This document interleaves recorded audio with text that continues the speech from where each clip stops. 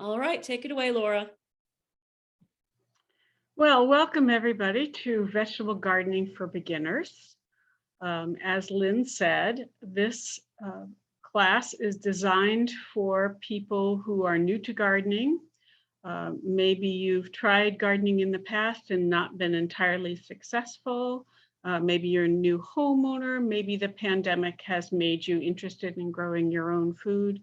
And so I'm going to give you some basic information that hopefully will get you started and maybe start you on a lifelong hobby. Before I get too far into it, let me share my screen here.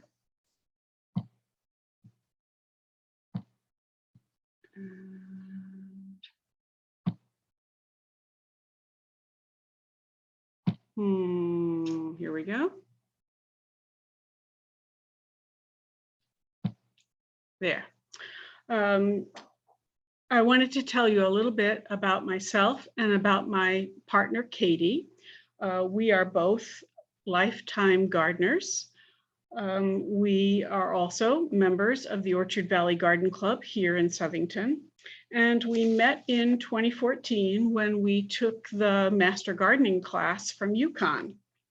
One of our new members in the Orchard Valley Garden Club mentioned that she wasn't a very experienced gardener, and it might be a good idea for the garden club to have a series of classes for beginning gardeners on various topics. And so this is the first of that series, something to get you started.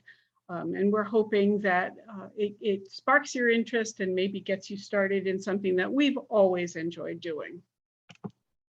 So why plant a vegetable garden?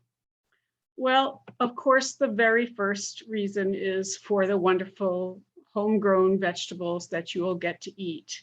They'll be grown locally, not shipped from California or Florida. They'll be harvested at their peak, not sitting in a truck or on a grocery store shelf for a couple of days.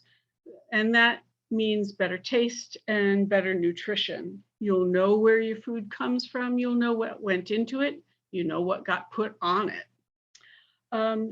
Another reason is that it's really good exercise. Anytime you're outside in the fresh air, it's got to be good for you. It can be, as I said, a lifelong hobby. It's fun. I enjoy gardening, and most people who take it up really do enjoy it. I think it's very educational for children. I started my first vegetable garden when I was 12, and I've been gardening ever since. My kids helped in the vegetable garden, and some of them are gardening now. Their kids helped me in the vegetable garden. And kids who participate in vegetable gardening know where food comes from. They know what goes into getting food on the table, that it doesn't just appear in the refrigerator or appear at the grocery store.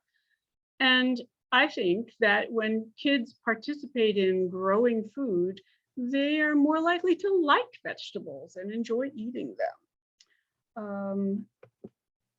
If saving money is your prime focus, vegetable gardening might not actually satisfy that goal. When you count the cost of buying tools, especially if you've never gardened before, maybe putting a fence around your garden, buying fertilizer and soil amendments, the cost of plants, it can add up.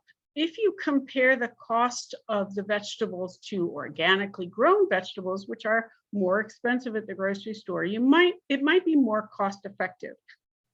But I wouldn't say that saving money is your first goal.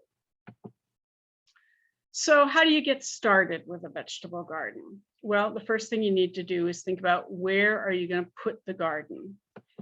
And the first thing to think about is what's the sunniest, hottest part of your yard? Vegetables need full sun.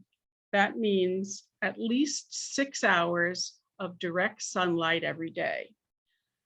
Some vegetables will grow in less sun, but you won't get as much. They won't be as productive, and the plants will struggle. So full sun is really important. Next, you need to be close to a water source. You don't want to be lugging around hoses or cans and buckets of water. You want it to be close to a faucet. Okay, why is this not working? Here we go. Sorry about that. You want to place your garden away from tree roots. The trees will shade the garden, but the roots will also compete for nutrients and water with your plants, and that's not good. There are solutions to site limitations. If you don't have a lot of room, or you do have tree roots, or the best place for the garden is far from the hose, there are ways around it.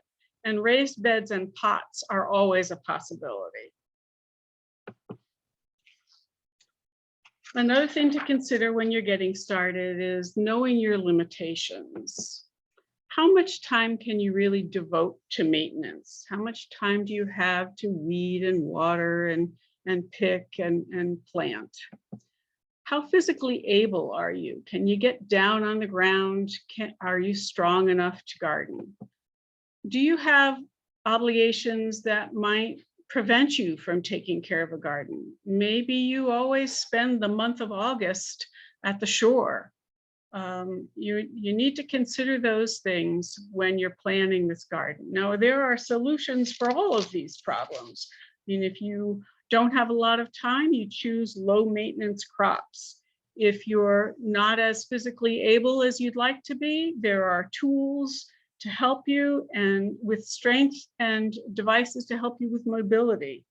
And raised beds make for less bending and less digging. If you use mulch, it cuts down on the need for watering and weeding. So there are ways to get around the problems, but you need to consider them when you're making your plans. Then the next thing to do, once you've picked the place for your garden, is think about how big is it going to be. Now, my recommendation for a beginning gardener would be to start small. If you start with a very large garden, if your goals are really expansive and it gets away from you, you're going to get discouraged and maybe give up on gardening altogether. But if you start small and experience some success, next year you can make it a little bigger, and the year after that you can make your garden even bigger. But start small to begin with. There's no law that says a vegetable garden has to be rectangular or square. They can be any shape. It could be a semicircle. It doesn't have to be a big open area. You can grow a vegetable garden in a strip along a driveway. You can put vegetable plants in with your flowers. You can put them in window boxes and pots on your patio. You can put them along your foundation. There are lots of choices for growing vegetables. It doesn't have to be the traditional way. You should build in some protection from critters. There aren't many places in Southington where you're completely safe from animals getting into your garden and ruining your crops. Rabbits, woodchucks, squirrels and chipmunks, deer, even the neighborhood cats and dogs, if they get in your garden, can do a lot of damage. So a simple fence around your vegetable garden is a good idea.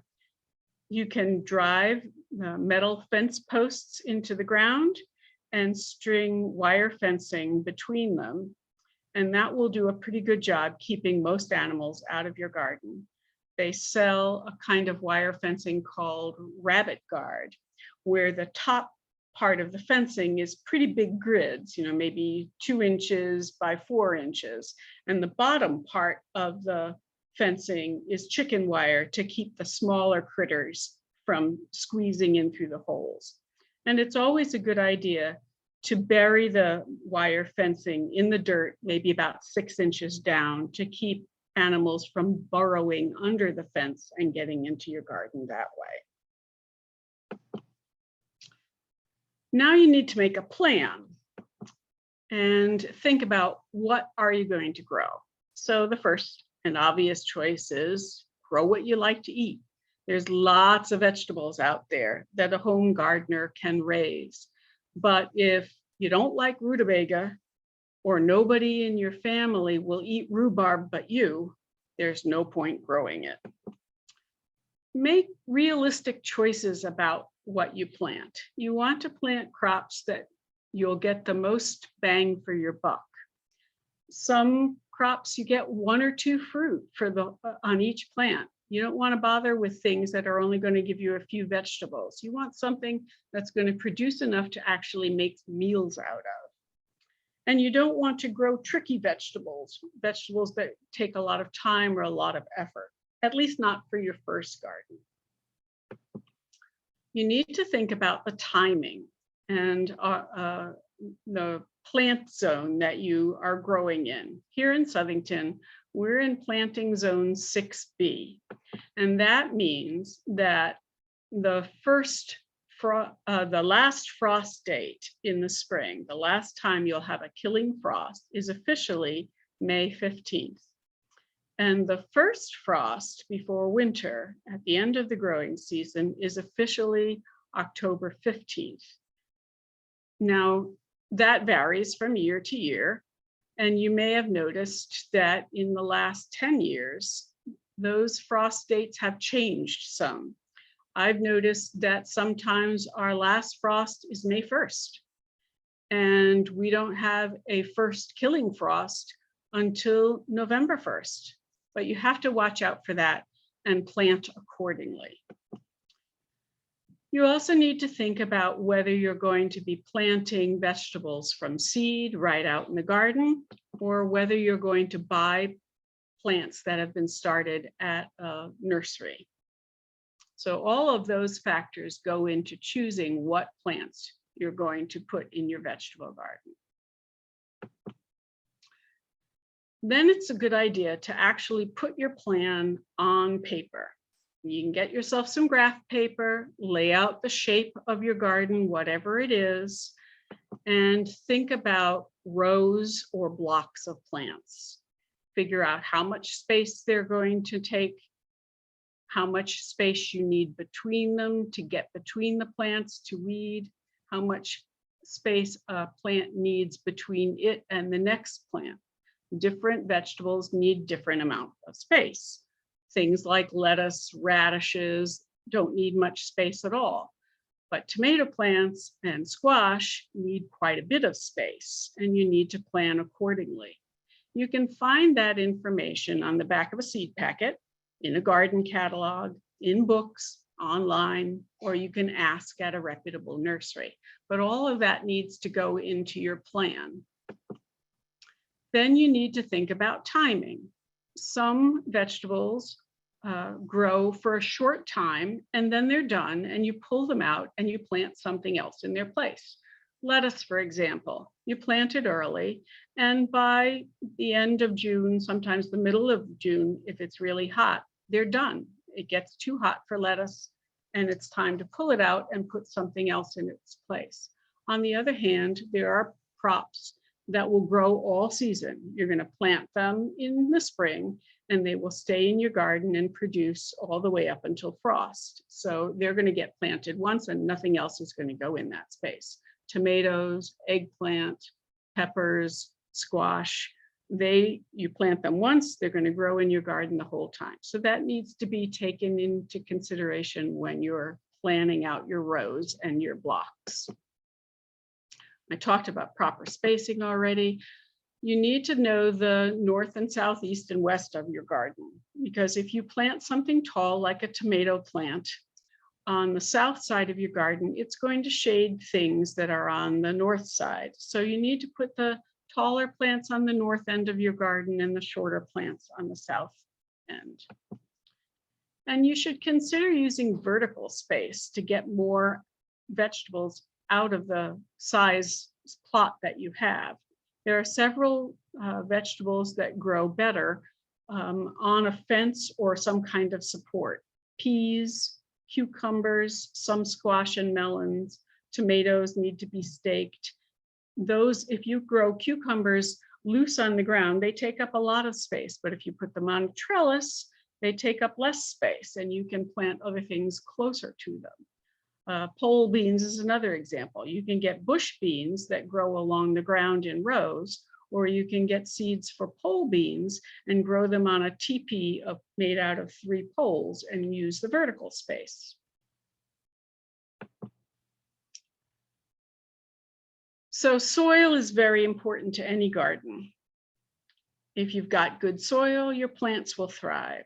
If you've got poor soil, your plants are going to struggle. So it's really important to think about your soil and make it the best you can make it. We recommend that you test your soil before you plant a garden and periodically in the years after that. You can test your soil either through UConn or through the Connecticut Agricultural Experiment Station down in Hampden. UConn charges $15 for a soil test and gives you a lot of very important information. They have directions for taking the soil sample on their website, and all these links are in the handout that Lynn sent you the link to, so you don't have to quick write them down. So you just go to the UConn website and look for soil tests, and it gives a form to fill out that you will send to them along with your sample and instructions for how to take the sample. And the same thing is true for the ag station. At the ag station, you can actually drive it down there for free, or you can mail it to them. And as I said, their soil tests are a little less complete, but they are free. It gives you information about how much fertilizer you're going to need, whether you're going to need lime, whether you need organic matter. And this is a really good time to do your soil tests, because in May, everybody's getting their soil tested. They get very busy and you may wait a while for the results. But if you do it early, as soon as the soil is not frozen, you get in before the rush. It's important to know the acidity level of your soil and amend the soil accordingly. That's called the pH of your soil, which is the measure of soil acidity or alkalinity. In Connecticut, we tend to have acid soil, and most vegetable garden plants like a more neutral soil.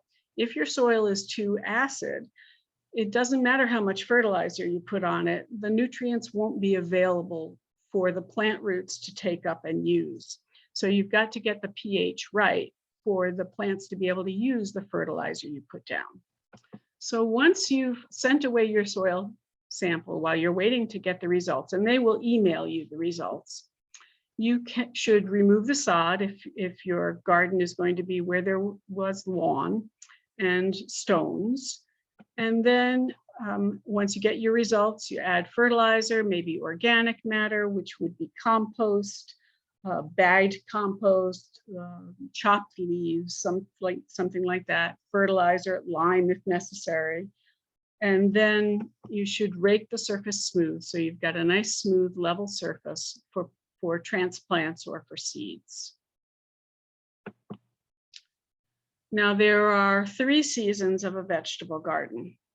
The first is for the cool season vegetables, vegetables that are pretty frost tolerant, that actually prefer cool temperatures and don't do well in the heat. Those are planted in early to mid-April, or when the soil is workable. You can't necessarily go by the date on the calendar. You really have to go by the weather. If we've got a real cold, rainy spring, you're going to have to wait to plant your vegetables. If it's dry and warmer than normal, you may be able to plant earlier than expected. The way to tell that your soil is ready to be planted and that it's workable is to grab a handful and squeeze it gently and then let go. If it stays in a tight ball of soil, it's too wet and cold, it's not ready for planting. If it crumbles somewhat when you let go of it, it's probably ready for planting. It's warm enough, it's dry enough to plant in. There's no sense rushing and planting seed in a soggy, wet, cold garden, because your seeds will rot, they won't germinate. Any transplants you put in will just sit there and shiver. So the cool season crops we're talking about are your typical greens: leaf lettuce, spinach, bunching onions and scallions, kale, radishes, peas, and carrots can all be planted early because they're frost tolerant, and they can be planted by seed. Peas and carrots are a little problematic. They take some special techniques. They take really good soil. Carrots take really good soil. So they're not high on my list for a beginning gardener. You might want to garden for a couple of years before you attempt them, but they can be direct seeded in early spring. And then cool season transplants would be head lettuce, because that takes longer to produce than leaf lettuce, and it's best started ahead of time indoors and transplanted out. Kale, you can get transplants of kale or plant directly into the ground. And broccoli, which takes longer to produce and needs to be started ahead. Again, broccoli would not be my first choice for a beginning vegetable gardener. It's a little trickier than these others, but it's a great crop once you've got a couple of seasons under your belt. The second season is for the warm season vegetables, vegetables that are not at all frost tolerant. They like heat. They will die if you get a killing frost.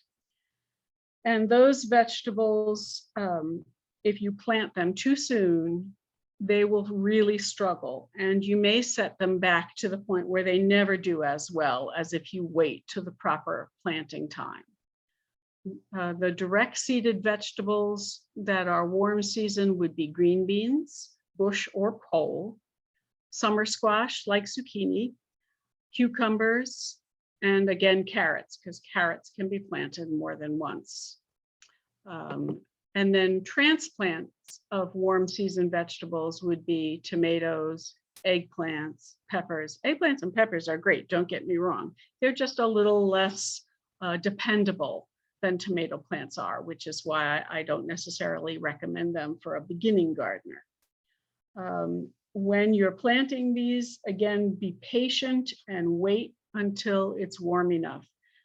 Your local garden center has them available, as soon as it's nice weather and they know people are thinking about getting into the yard. They've got the plants ready to sell, but that doesn't mean you should buy them, because if you put them in too soon, they're just going to sit there. And if you bring them home and hold on to them until it's warm enough, you don't have the same kind of growing conditions at your house that the garden center has with their big greenhouses. And your plants are likely to get leggy without the right amount of light while you're waiting to get them out in the garden. So be patient, wait till at least mid-May, even the end of May, to put these things in the ground. And then the last season is your fall vegetables, which are actually planted in the middle of the summer, but harvested in the fall. And these are the things that you're going to put in place of the vegetables that don't grow all season, that grow for a while and then they're done and you pull them out, and that makes room for another crop of something else. So you can repeat the direct seeded cool season crops, the greens, the lettuces, the kale, that kind of thing, when there's room in your garden. You can have a second planting, even a third planting of green beans, because they are not going to grow all season. They'll grow to a certain point. You'll get about as much as you can out of them, and they start producing less and less. Time to rip them out and put something else in its place. When you're deciding, okay, when in the summer should I plant these things? That's when you look at the time until harvest on the plant label, on the seed packet. And you have to count backwards from your first frost in October to, so if the seed packet says 45 days till harvest for this particular kind of lettuce, well, you start with October 15th or whenever your first frost date is, and you go on the calendar and you count back 45 days. But then you should add a couple of weeks to that, because the light is lower and as the season goes on, you get less and less sunlight and the days are shorter. And so things that would take 45 days to be ready to harvest if you're planting them in April take more like 55 or 60 days to get to harvest size when you're planting them mid-season and at the end of the season. So you've got to add some time in and put them in the ground a little earlier than you would if you were planting them in the spring. Now, transplants are great to put in midsummer, but they're hard to find in midsummer. All the garden centers have a big push in the spring. They put everything out for that. And then you're not going to find many vegetables in July or August when it's time to put in your fall crop. And if you do find vegetables, they tend to be leftovers from spring, and they're root bound and stunted, and they'll never do well. So I find that it's better to use crops that can be grown from seed. You may have to nurse them along because these are crops that prefer it to be a little cool. And here you are planting them in August and it could be pretty hot. So you may need to give them a little sun protection when you first start them. You may need to give them a little extra tender loving care, a little extra water. But once the temperature cools down a little bit, they'll produce well for you. Now, I said that growing vegetables yourself doesn't necessarily save you money, but herbs are an exception to that. Herbs are really an all-season crop that can save you money because herbs are expensive to buy. You get a little bit of parsley, a little bit of rosemary at the grocery store in a plastic package for $5. And it's enough for 2 recipes if they don't go bad in the refrigerator till you get to use them for the next recipe. Whereas herbs that you grow in the garden, you can run out and snip a couple of stalks of parsley or basil every single day and get a lot out of 1 or 2 plants. And the best part is that a lot of herbs are perennials. You plant them once and you will harvest them for years and years. They tend to be very frost tolerant, so they're ready to pick early in the season. This year, I was still picking sage and parsley in November for my Thanksgiving turkey. So you get a lot out of a small amount of herbs, and you really don't need many plants. 1 or at most 2 oregano plants, 1 sage plant is plenty for most cooking needs. So it doesn't take up a lot of space, and they're great in patio pots. There are some herbs that are not frost tolerant and need to be replanted every year and planted later, in May instead of in April.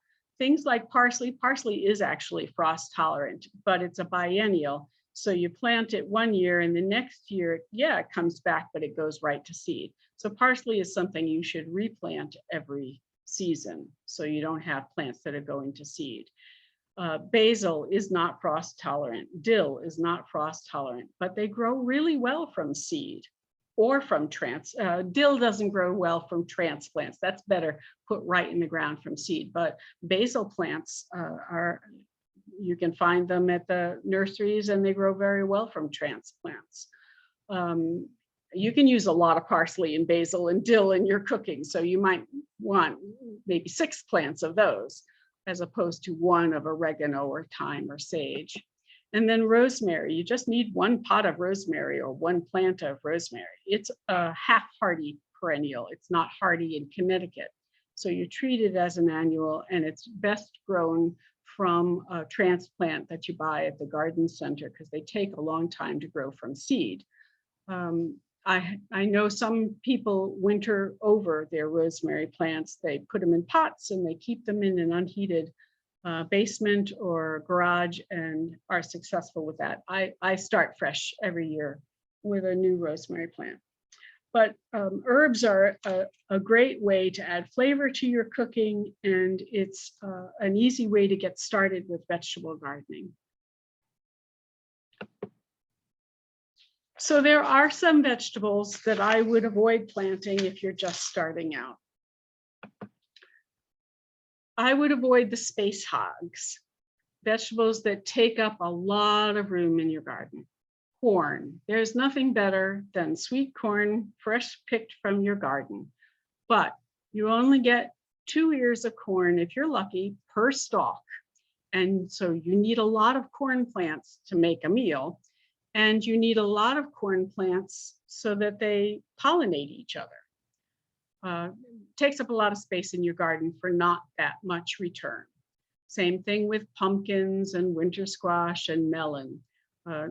They need to grow all season in your vegetable garden, and they're taking up space all that time, and you're not going to get anything until late in the season. So it's not necessarily the best thing to do if you're a beginning gardener. That said, if you really want pumpkins, give it a try. Why not? Again, don't bother with any vegetable that your family won't eat, because you'll work really hard to grow a beautiful turnip and everybody turns up their nose at it, and that's disappointing. And there are vegetables that take a certain amount of skill to grow successfully, a special technique. They don't always work.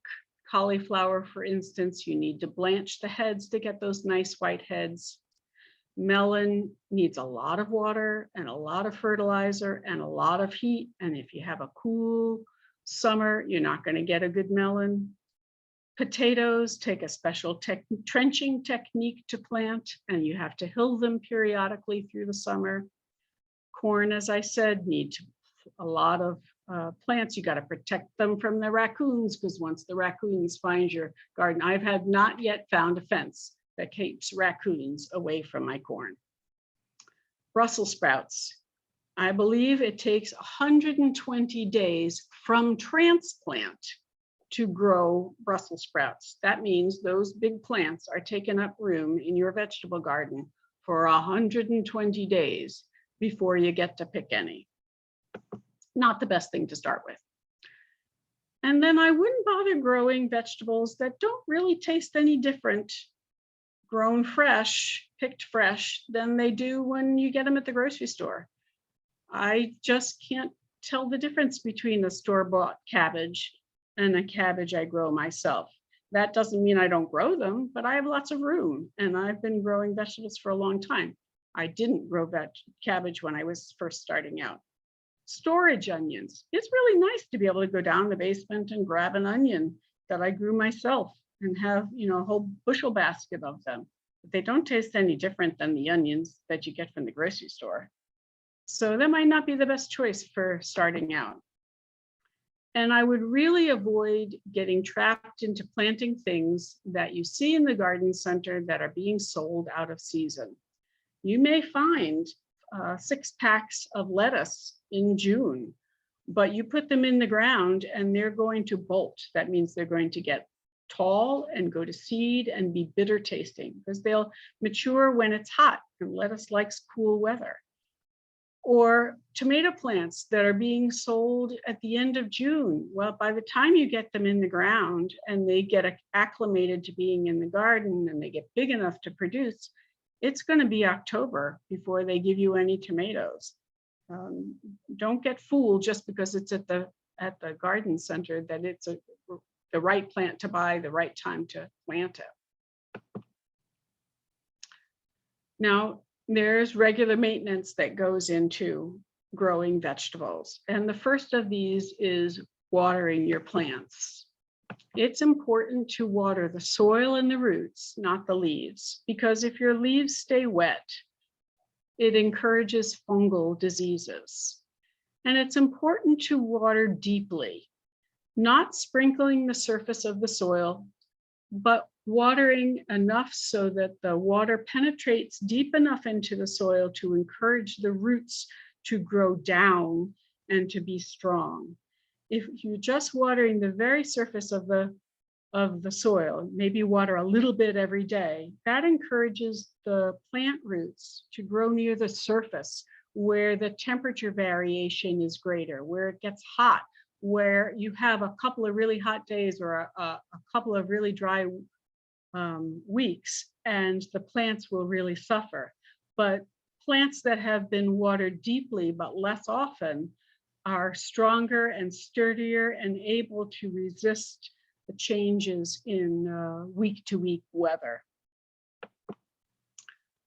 Feed your plants according to your soil test and according to their individual crop's needs.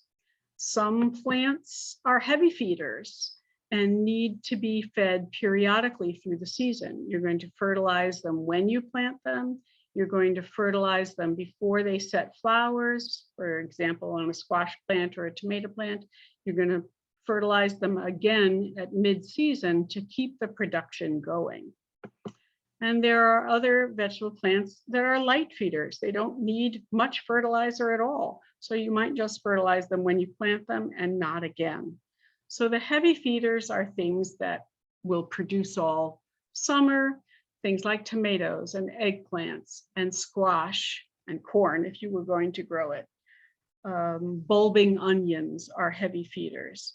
Light feeders are your greens, herbs, scallions, any legume such as green beans or peas, because they fix their own nitrogen. Those are light feeders and they don't take a lot of fertilizer. Herbs actually prefer a lean soil. Another part of regular maintenance is not anybody's favorite part, and that's weeding, but it's important.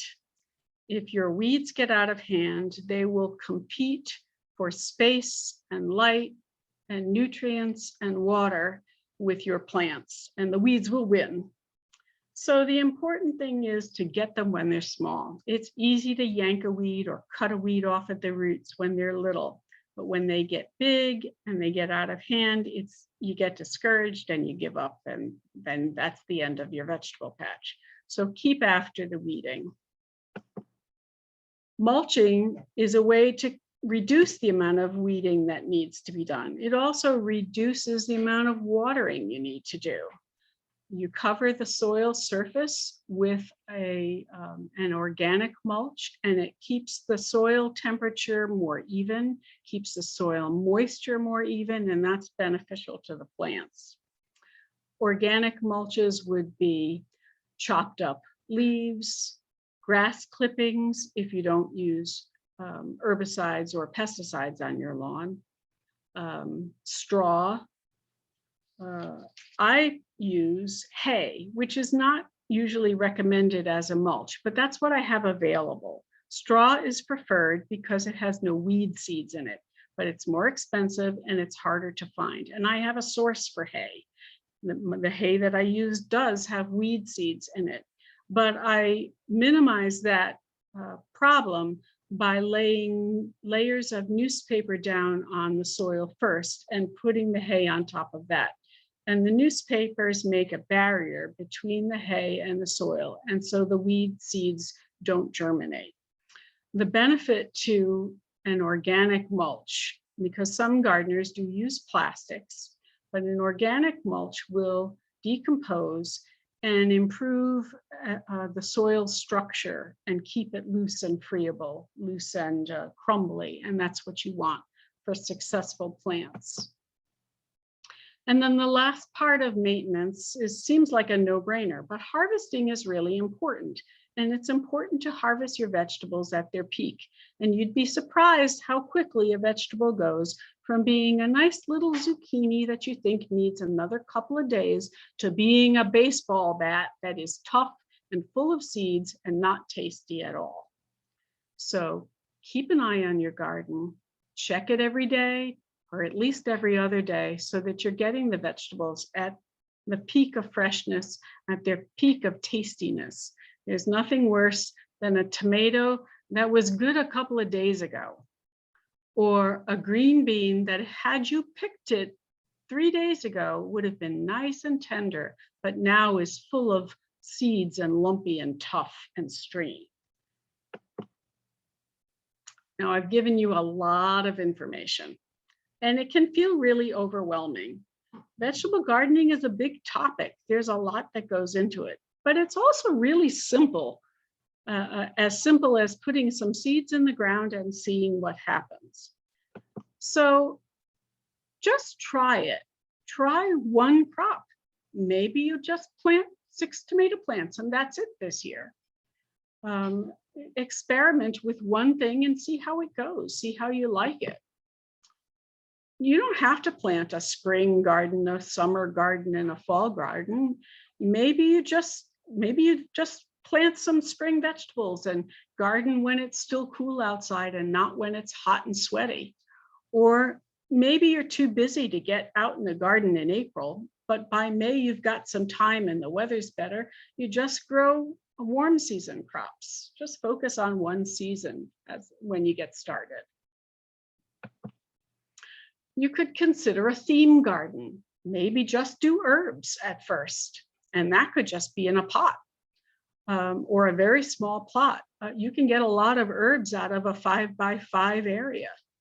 Maybe you could just do a salad garden, some lettuce, some spinach, maybe a tomato plant to put tomatoes on your salad, or just the greens, and you'll be done by the hot weather. How about a pasta garden? A couple of tomato plants, a couple of eggplants, 3 zucchini plants, and you've got pasta. Throw in an oregano and some basil plants, and you've got the ingredients for some really good homemade pasta.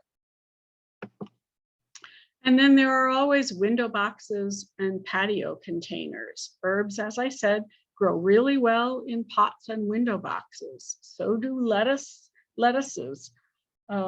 There are other vegetables that are specifically bred to be planted in patio pots.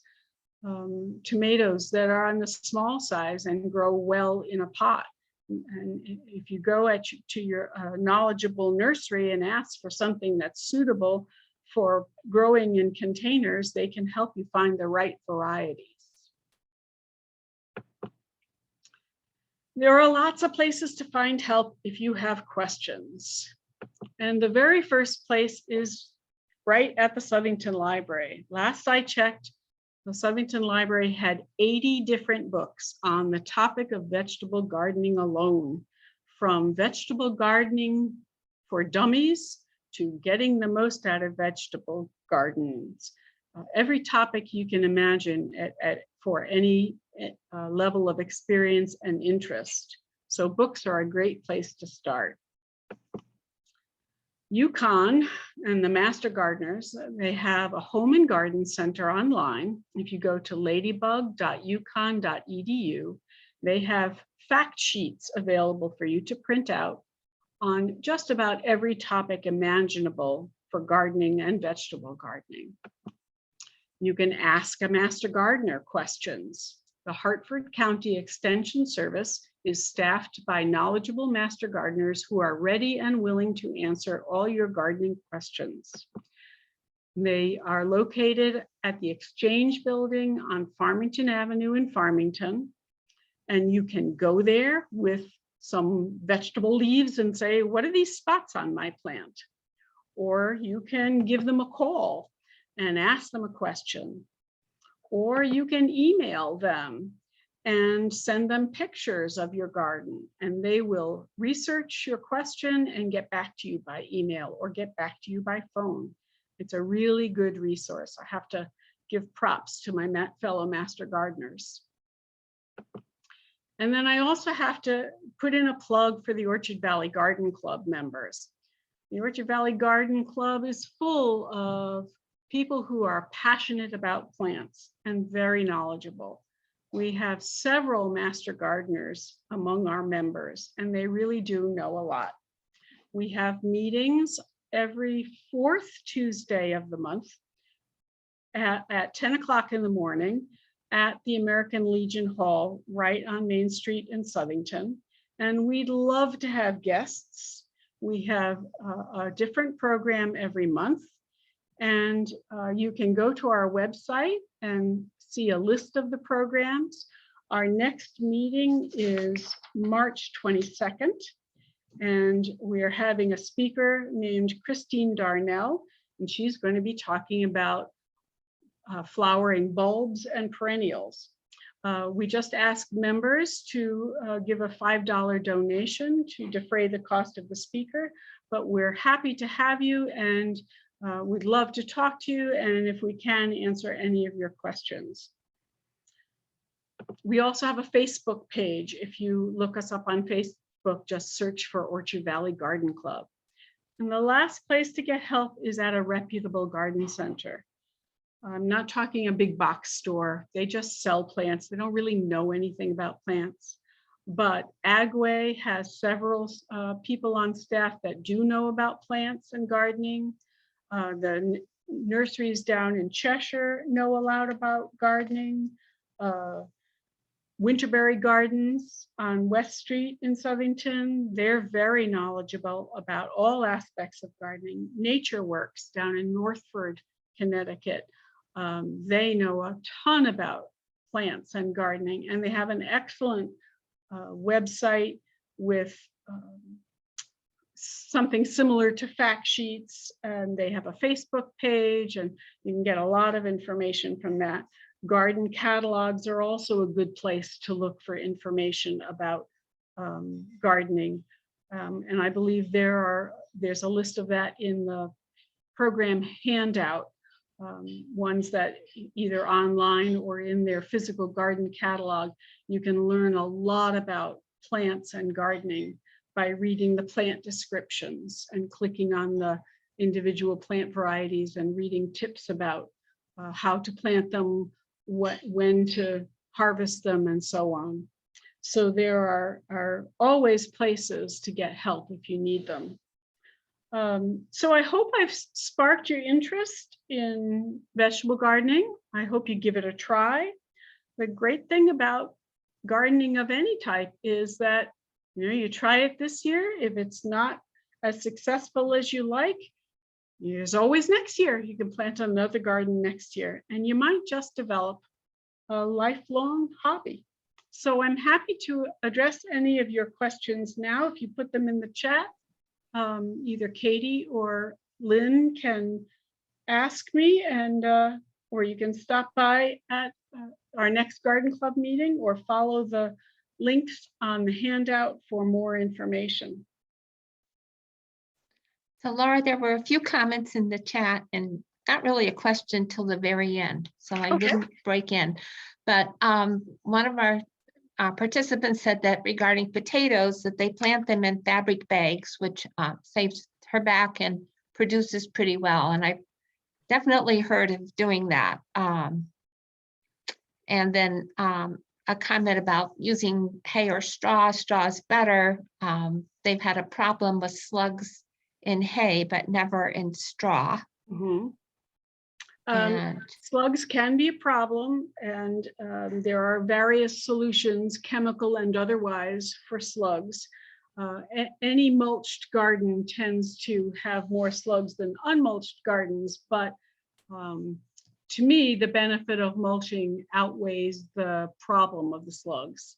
I haven't used straw, as I said, because it's so expensive. So I can't speak to the difference between that and hay for slugs, but I will go by your experience.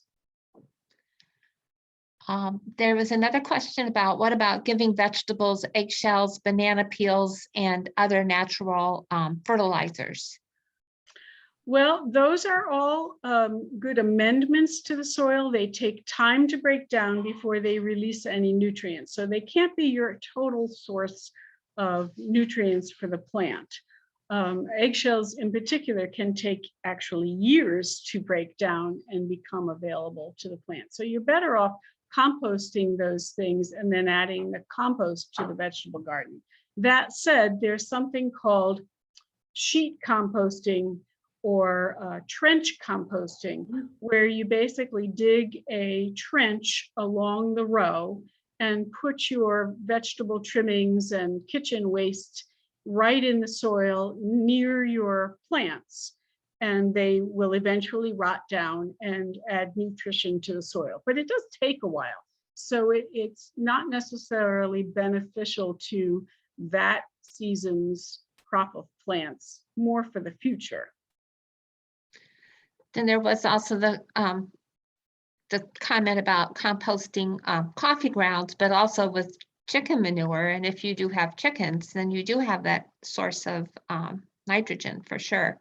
And I Yes, think coffee forget to- grounds are excellent in compost. Yes, I agree with that. And coffee grounds do decompose faster than, say, eggplants or eggshells or banana peels. Animal manure is a great source, not only of organic matter to improve the soil structure, but of nutrients for your plants. I believe the soil tests, if you ask for it, will give recommendations about amounts of manure to use.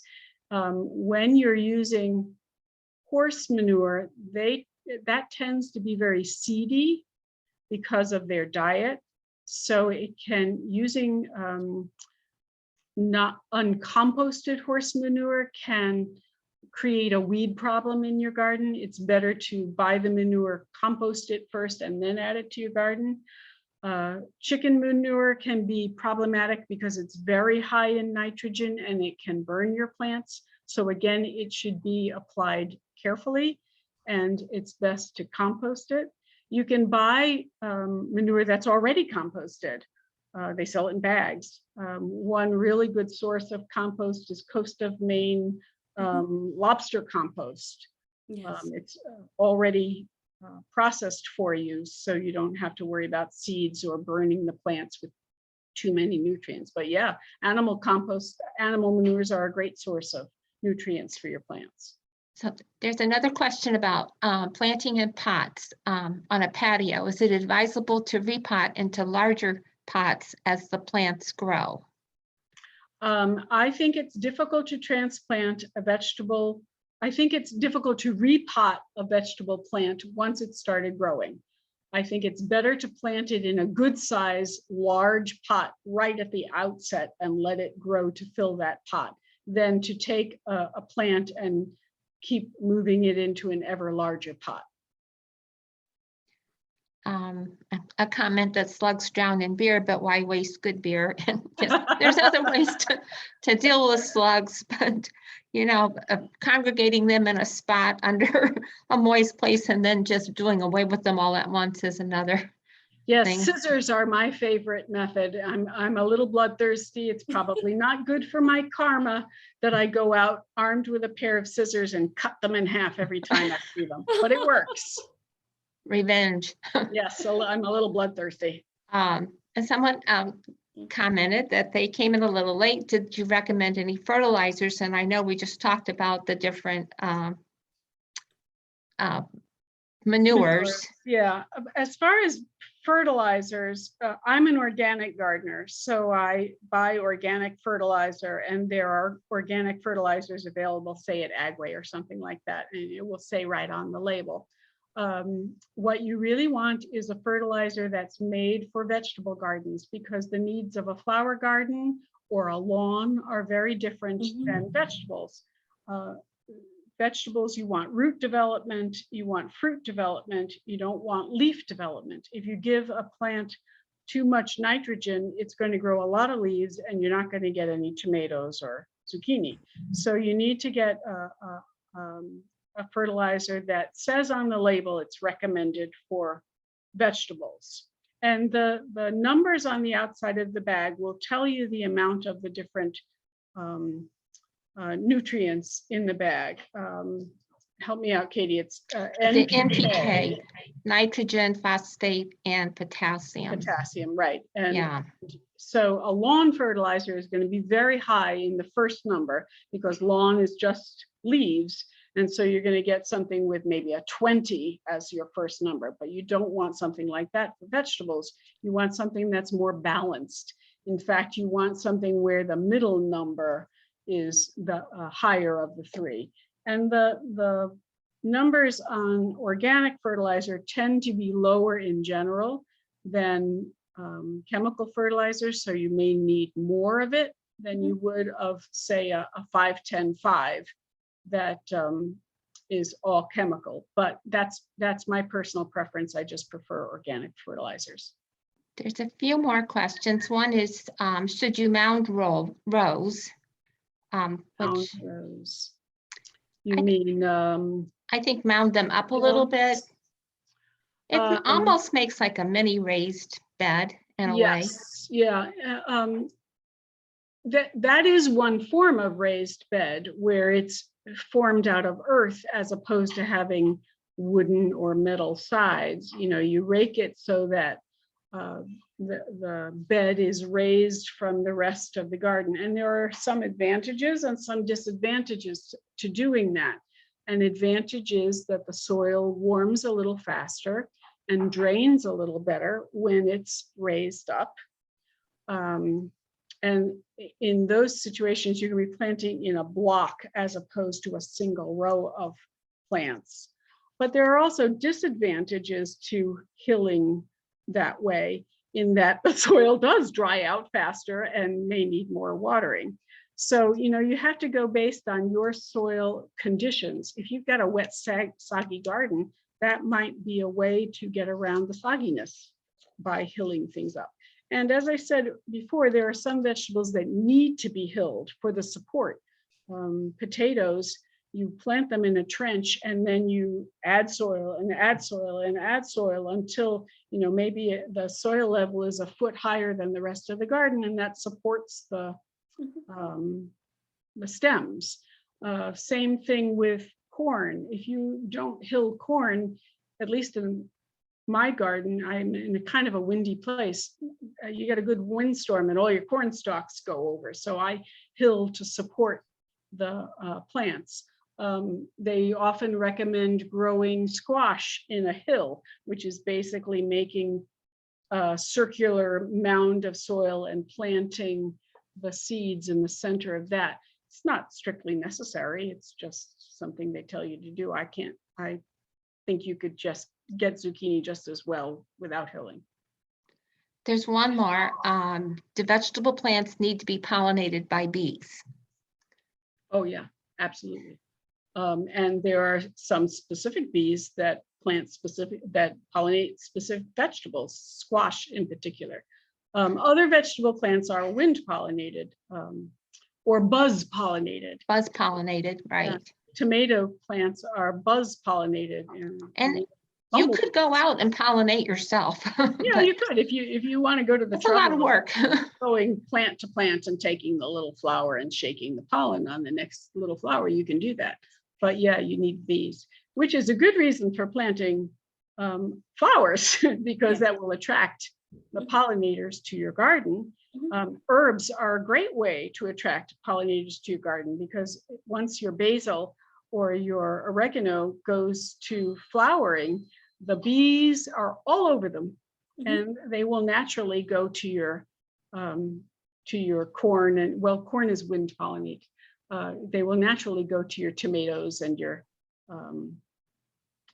your squash plants after that. Yeah, there's some other comments too about using chicken manure and also using your chickens, feeding your slugs to your chickens, which is an excellent idea, of course. Absolutely.